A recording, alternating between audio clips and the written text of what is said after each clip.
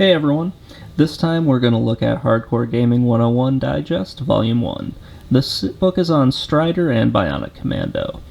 I've got some issues with it, but overall it's a pretty decent book. So only about half of the book really focuses on Strider and Bionic Commando.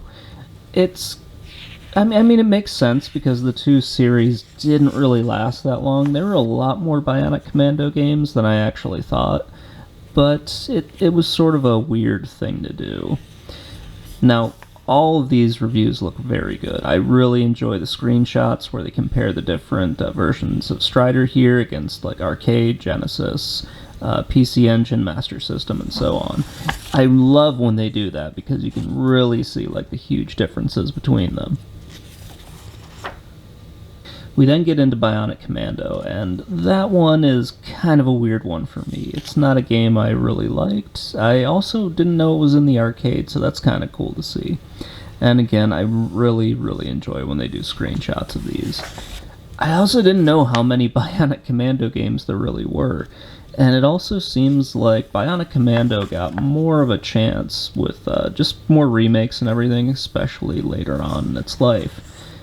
It's one of those weird things where Strider kind of fell off the map a little bit, and Bionic Commando just seemed to keep right on going. There's also a really nice trivia section. Once you've finished up with Bionic Commando and Strider, you can kind of read some of the other interesting things about the two series. I really like it when they include these, and it sort of adds a little bit more value to the book. Now the next part of the book goes into a bunch of different games here.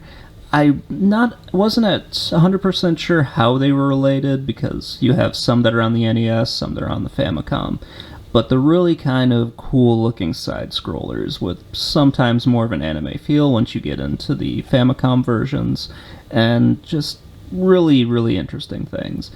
Just looking over some of these games, like Fawcett Armor that we saw earlier, and this one Osman, it's kind of cool to see these different games.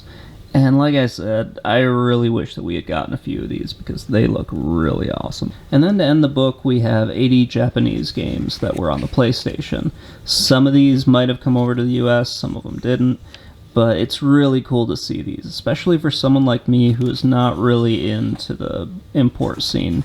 I kind of wish I had been, just from seeing a lot of these and reading some of the descriptions. I can understand why some of them came over to the US and why some of them were definitely not brought over.